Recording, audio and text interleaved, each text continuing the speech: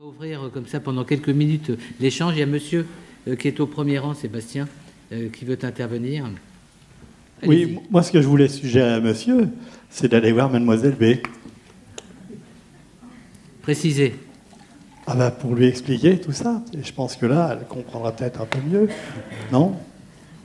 C'est ce qu'ils ont fait, c'est ce que les soignants ont fait, puisqu'ils sont allés devant la porte, qu'ils ont négocié très longtemps avec elle, discuté, parlementé, puis c'est ce qu'ils font tout le temps. Ouais. Non ? Enfin, en tout cas, dans ce cas. Les services de soins, je les connais bien par mon expérience d'une part, parce que vous avez parlé des professionnels, mais ne parlez pas de ce que l'on appelle les patients. Dans l'introduction, on n'en a pas parlé. Donc je crois que c'est important de ne pas les oublier. Prolonger, vous voulez dire quelque chose Disons que pour l'instant, je vais m'arrêter à ça. D'accord. On va continuer à faire... c'est un petit peu rien. surprenant quand vous dites les patients, on les a oubliés, alors que c'est au cœur de nos préoccupations. Si on doit faire l'inventaire de chaque jour, si on est aussi ici, c'est par rapport à des personnes qui vivent la maladie, mais dans notre approche éthique, on ne caricature pas les positions. On ne réduit pas la personne au fait qu'elle est patient. Et de plus en plus, si vous suivez un petit peu nos travaux, vous verrez que ce qui nous intéresse, ce n'est pas la personne dans sa maladie, c'est comment elle vit au-delà de sa maladie, comment elle retrouve le pouvoir de sa maladie. Donc je trouve votre question un petit peu incertaine en disant, parce qu'on n'a pas parlé, on n'est pas dans la caricature, vous voyez ce que je veux dire ? Non, on est bien d'accord. Surtout que le mot patient, je l'ai en horreur, je parle toujours de personne. Vous avez remarqué, alors on se rencontre et je vous en remercie. Alors on va peut-être faire circuler le micro, n'hésitez pas, ne soyez pas gênés à intervenir. Catherine de Brabois, par exemple, qui a été citée, qui est... Sébastien, il y a Catherine qui veut intervenir, peut-être réagir par rapport à ce cas clinique. Catherine, donc, qui dirige un SIAD, elle est un peu plus loin sur ta droite. Oui, ce que je trouve, effectivement, c'est que ce qui est compliqué, c'est qu'on sort dans le processus décisionnel, effectivement, de l'idée que la bienveillance ou la collégialité pourrait nous apporter toutes les réponses sur la manière de décider quelle est l'attitude la plus juste. Et du coup, je remercie Paul Loup pour son éclairage sur la situation. Mais en situation, quand tu es confronté à ces réalités, parce que ce qui était tout à fait intéressant dans le propos de Paul Loup, il disait il y a les grands principes, qui sont un petit peu nos références. Avec la loi du 4 mars 2002, avec tout un ensemble d'évolutions, on nous parle de l'autonomie de la personne. Quasiment toute personne doit être reconnue dans son autonomie. Et on voit qu'en pratique, si on se contente de prendre en compte les principes sans les contextualiser, ça a été toute l'approche de Paul Loup, on est quelquefois très idéologue et on passe à côté de ce que la personne souhaite. Et ce qui était quand même intéressant dans cette présentation, c'est la négociation qu'il y a eu, c'est-à-dire le processus où on intègre la personne, là où elle se situe, on va la chercher, et on ne dit pas on respecte sa dignité, donc on ne va pas aller la voir, ou on est en respectant son autonomie, donc on ne va pas chercher à l'inciter un peu à aller dans quelque chose qui serait un peu plus bienveillant à son égard. Est-ce que c'est comme ça que ça se passe en situation ? Oui, c'est comme ça, mais après, ce qu'il y a aussi, c'est effectivement la solitude du soignant. Enfin, monsieur a raison de dire qu'il y a effectivement la personne et le soignant. Et le soignant est aussi dans cette solitude de ne pas savoir si l'attitude qu'il a est juste et de ne pas savoir si lui-même assume cette négociation qui n'est pas forcément très glorieuse pour respecter la personne. Des personnes qui sont dans la salle, qui sont par exemple, qui interviennent au domicile, qui voudraient... Madame. Non, juste, mais peut-être là, ça a été, pour être plus rapide, vous disiez que c'était la honte qui la faisait réagir comme ça, et ça fait faire peut-être une réaction en croyant que c'était de la honte, mais c'était pas de la honte qui l'a fait réagir comme ça. Peut-être qu'elle s'est sentie comme le monsieur avec ses deux adolescentes envahies dans son domicile, et peut-être qu'il faudrait réfléchir à une autre intervention. Mais là, c'était peut-être présenté rapidement, quoi. Ouais. Non, je suis d'accord avec vous, c'est une partie que je voulais dire, mais que sur laquelle je suis allé un peu vite. C'est-à-dire que ce que dira Ruvanogien, par exemple, c'est qu'il parlera d'acharnement herméneutique, pour dire que nous nous acharnons à interpréter et à psychologiser parfois les refus, sans les prendre au sérieux. Et donc, effectivement, il y a toujours ce danger, quand j'ai parlé de honte, finalement, peut-être que mademoiselle B exprime là une volonté et qu'il faut la respecter. Voilà. C'est assez remarquable que dans le plan, on a identifié la question du domicile pour des maladies chroniques qui se visent pour beaucoup au domicile. C'est-à-dire la question de la personne avec ses choix de vie, sa citoyenneté, sa vie au quotidien, les proches, mais également les intervenants au domicile qui sont un peu fragilisés puisqu'ils sont au domicile de la personne. Mais si vous regardez la charte qu'on a sortie sur le domicile, la charte d'éthique, le domicile, c'est le privé, c'est un espace qui doit être aussi protégé de regards indiscrets, c'est l'intime d'une certaine façon. Donc toutes ces nuances sont à prendre en compte.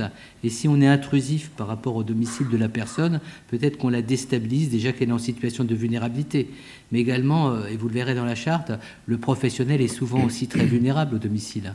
D'abord, il intervient d'une manière un peu seule. Son statut n'est peut-être pas le même que quand il exerce dans un hôpital très sophistiqué, CHU et autres. Donc tous ces éléments sont à prendre en compte. Et ce qu'il y a aussi d'important, ce qu'on a compris à travers l'élaboration de la charte, mais également du document que vous pourrez prendre dans le cahier, parce qu'on avait fait un workshop sur le domicile, c'est qu'une personne a besoin d'être reconnue aussi dans ses préférences, dans ses choix, sans qu'on se mêle de ce qui ne regarde pas le professionnel.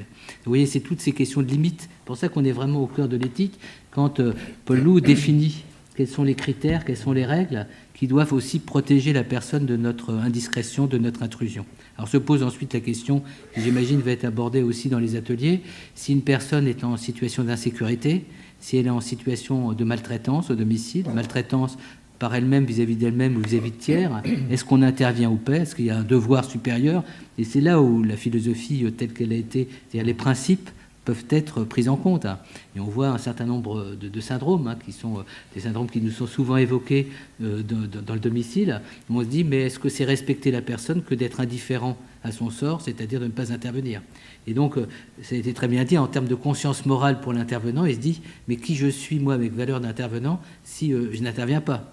Quand en plus, vous avez la complexité du conjoint, quelquefois, qui lui-même est âgé, quelquefois souffrant, et qui a aussi ses propres choix, vous voyez tous les dilemmes auxquels on est confronté. C'est pour ça que je trouvais que c'était intéressant, dès le départ, d'implanter un certain nombre de repères, d'un point de vue éthique, de dire le contextualisme, le principisme, mais surtout de voir comment vous, comme professionnel, vous vous situez dans ces situations. Parce que ce qui a été aussi évoqué par Paul Loup, c'est qu'à un moment donné, soit on reste strictement professionnel, avec des règles de bonne pratique professionnelle, soit parce qu'on a des affects, une relation particulière par rapport à une personne, parce qu'elle est très isolée, par exemple, ou parce qu'il s'est construit quelque chose, on a envie d'en faire plus, de faire différemment. Est-ce qu'on prend pas le risque d'aller trop loin? Est-ce qu'on prend pas le risque comme professionnel de s'exposer? Voilà. C'est toutes ces questions, à mon avis, qui doivent être abordées dans le cadre d'une rencontre éthique et juridique par rapport à ces questions du domicile. Madame. Marie-Laure Lefaou, je dirige le SIAD de Nantes, 343 personnes soignées chaque jour. J'aimerais avoir l'éclairage de Monsieur Veil-Dubuc par rapport à une situation que j'ai vécue la semaine dernière au Conseil de la vie sociale, parce que la taille du service permet un Conseil de la vie sociale. Et donc, l'épouse d'un patient, d'un usager ou d'un bénéficiaire atteint de la maladie d'Alzheimer a évoqué une situation. Elle disait quand vous envoyez des personnes trop jeunes, elles demandent toujours la permission totale. Mon mari, ça fait 10 jours qu'il n'a pas eu de shampoing. Par contre, quand vous envoyez quelqu'un qui a de l'ancienneté, qui ne pose pas la question, qui a une approche d'expérience, il n'y a aucun souci. Et en fait, mon mari accepte la douche, le shampoing sans problème et chante. Donc il n'y avait pas de souffrance. Enfin, le fait qu'il chante, c'est ce qu'elle expliquait. Et là, ça m'a interpellée parce qu'en fait, c'est vrai que les jeunes diplômés, donc monsieur Martin, est-ce que vous voulez prendre la douche? Non. Bon, blocage, situation de blocage tout de suite. Alors que quand on ne lui demande pas et quand on a une certaine assurance, alors il y a un mot que j'ai retenu tout de suite dans vos propos, c'était la peur, l'incertitude. En fait, peut-être que d'être face à un professionnel qui est sûr de lui, c'est rassurant. Enfin, il se passe certainement plein de choses que je ne sais pas décrypter par rapport à la maladie d'Alzheimer. Mais je veux bien avoir un éclairage par rapport à l'expérience. Est-ce que c'est intéressant d'avoir de l'expérience? Est-ce qu'elle peut être utile? Si on reprend la perspective d'Aristote, en effet, l'expérience est centrale chez Aristote et chez ceux qui le reprennent, parce que c'est par l'expérience que s'acquièrent les vertus, ce qu'il appelle les vertus, et les vertus éthiques en particulier.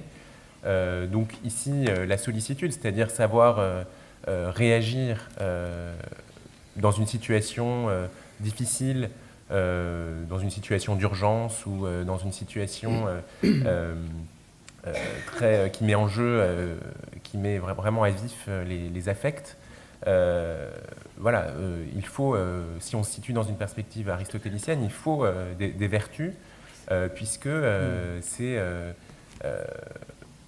précisément ce qu'il appelle la partie rationnelle de l'âme, c'est-à-dire qui permet de fixer la bonne fin dans une situation donnée et d'être ensuite d'être dans la juste mesure pour pouvoir répondre à cette situation. Ma crainte, c'était l'expérience égale.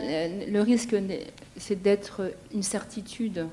J'ai toujours un peu peur de celles qui ont l'expérience et qui sont pleines de certitude. Je trouve que c'est difficile de naviguer là. Oui, tout à fait. Ce que vous dites, d'ailleurs, c'est très intéressant. J'espère que ces 2 jours vont être marqués par ce type de dialogue. Parce que vous voyez que l'éthique, vous n'avez pas besoin qu'on vous en parle. Vous l'incarnez à travers les dilemmes auxquels vous êtes confrontés au quotidien. Ce que vous dites, c'est aussi le danger du systématisme. Tout à fait. C'est-à-dire C'est quand vous vraiment dites, ça, il faut arriver à trouver, un bon équilibre entre une forme d'inquiétude, c'est-à-dire de ne pas faire les choses d'une manière banale, reconnaître la personne, mais probablement que le bon professionnel, nous on n'est pas des professionnels, mais maintenant on pourrait dans nos prochaines réincarnations être de grands professionnels, puisqu'on les rencontre au quotidien, ne serait-ce que dans des rencontres comme aujourd'hui. Mais le bon professionnel, il sait le jour où il ne faut pas faire aussi. C'est-à-dire il s'adapte. Il y a toute la notion d'anticipation, d'adaptation. Donc quand on cite Aristote, comme Paul Loup l'a cité, il y a un art de la navigation, c'est-à-dire de l'adaptation. Et vraiment, c'est le danger, c'est le systématisme. C'est on vous lève à telle heure, on fait votre toilette à telle heure, etc. Et c'est le danger, et on le voit très très bien en matière d'éthique, pas uniquement pour la personne qui vous accueille dans son domicile, mais c'est le danger aussi pour le professionnel qui perd le sens de ce qu'il a à faire, c'est-à-dire qui instrumentalise sa relation. Si on n'est plus que dans des actes répétitifs, on n'est plus dans une créativité. Pourtant, c'est un terme très utilisé, le mot ritualisé, pour le patient ou l'usager. Vous voyez que vous faites apparaître des questions d'éthique. Ce qui est important, c'est que tout à l'heure, dans les ateliers, toutes ces questions, sentez-vous porteux les uns et les autres, comme vous, monsieur, qui est intervenu de votre point de vue. Monsieur veut réagir, si on veut lui faire passer le micro. Et vous n'êtes pas présenté, vous. Vous êtes à Paris, vous êtes où ? Je vais le faire. Jean-Claude Malaisé, je suis vice-président de l'Association française des sclérosés en plaques. D'accord, bienvenue parmi nous. Alors. Donc, je voudrais réagir au propos de madame. Madame dit l'expérience. Moi, de celle que j'ai, je dirais que parfois des stagiaires, qui sont simplement des stagiaires qui viennent, font un meilleur travail que des personnes qui se targuent d'avoir 25 ans d'hôpital derrière elles. Ça, je crois que c'est clair. Parce que le domicile et l'hôpital sont deux choses bien distinctes d'une part, et je crois que les soins, et on donne, alors là, je vais être dur, très dur, il va y avoir certainement des réactions dans la salle. Les infirmières coordinatrices ont actuellement, on leur donne le droit de vie, le droit de mort sur les personnes dont elles sont en charge de s'occuper. Ça me paraît clair. Je le vis actuellement, et je le vis très mal, je peux vous dire. Et non seulement moi je le vis très mal, mais ma compagne se trouve malade à cause de ça. Parce qu'on a décidé, justement, si monsieur veut bien des shampoings et des douches, mais on a décidé de ne plus me donner de douche. Tout ça à cause d'un transfert. Elles ne se remettent pas en question, et c'est bien dommage, qui est facile à faire. Ma compagne le fait, et pourtant elle a une épaule démolie, elle a 65 ans, puis des femmes de 50 ans ne veulent pas, c'est pas... Donc voilà, l'infirmière coordinatrice a donc décidé, donc en m'imposant, en m'intimant l'ordre, de dire on en me harcelait à mon domicile, de faire une douche à l'italienne. Parce qu'il y aura toujours un transfert à faire de toute façon. Donc voilà. Ça fait partie des réactions que j'ai. Souvent, nous, quand on approche la question d'éthique, et c'est vous qui m'inspirez, on dit il y a des positions, voire des postures arbitraires, c'est-à-dire la personne décide, comme le rideau de fer qui tombe, c'est ça ou c'est rien.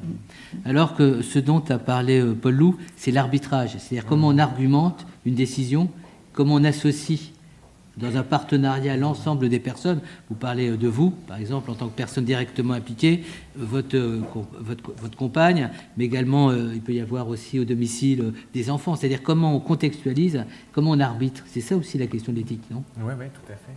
Ouais.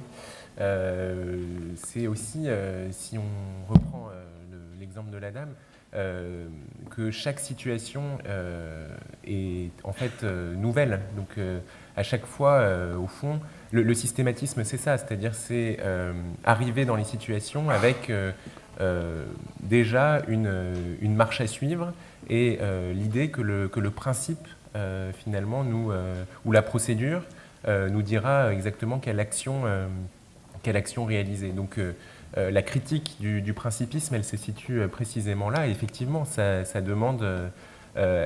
cette critique réclame l'arbitrage, c'est-à-dire nous dit, au fond, l'arbitrage est essentiel. D'un autre côté, pour défendre un peu la position principiste, on pourrait dire qu'un contextualisme poussé à outrance eh bien, peut aussi conduire à une certaine forme d'arbitraire, c'est-à-dire ça peut aboutir à laisser les pleins pouvoirs aux soignants et à le laisser juger selon ses affects.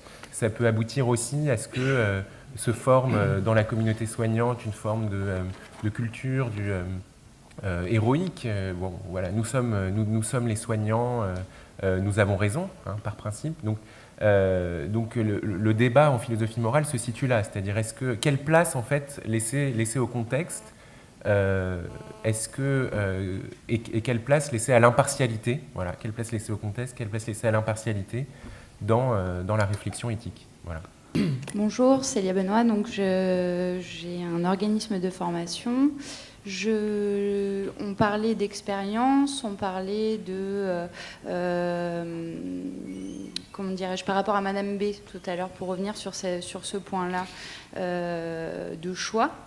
On a le rapport aussi à l'intimité, où effectivement, donc, il y a le fait déjà de rentrer dans le lieu de vie de la personne. On a le rapport à la nudité aussi, où on va avoir des professionnels et non pas un professionnel qui va intervenir auprès de cette personne, donc où elle va se dévoiler, et en plus de ça, on va avoir aussi un contact avec elle, puisqu'on va certainement l'aider dans cet acte-là. Donc le refus d'ouvrir son domicile, il est peut-être aussi là-dessus, sur le fait du nombre d'intervenants qui intervient justement pour cet acte auprès de cette dame. Et je pense qu'en termes d'éthique, on a aussi une réflexion à avoir là-dessus, c'est qu'effectivement, on manque de personnel, on a beaucoup de turnover, et notamment au niveau des SIAD, où effectivement, on va avoir une équipe qui va tourner régulièrement au domicile des gens. Donc je pense qu'on a réellement quelque chose sur lequel il faut réfléchir là-dessus. Peut-être un mot de conclusion, Paul-Louis, et je donne la parole à Fabrice. Non, juste pour répondre, en fait, là, on entame plutôt une réflexion politique, je pense. C'est-à-dire que, et je pense que c'est une implication politique d'un enjeu éthique, c'est-à-dire le nombre d'intervenants. Aussi, une autre implication politique pourrait être une réflexion sur les procédures dans le soin, c'est-à-dire est-ce qu'il faut laisser dans quelle part quelle confiance, quelle responsabilité il faut laisser aux professionnels, quelle part d'invention il faut laisser aux professionnels au risque de la maltraitance, etc. Voilà. Donc, toutes ces questions sont aussi des questions politiques, c'est-à-dire qu'il faut arbitrer de façon politique. C'est tout ce que je voulais dire. Merci Paul Loup. Vous verrez tout à l'heure dans les ateliers qu'il y aura matière à approfondir tous ces points.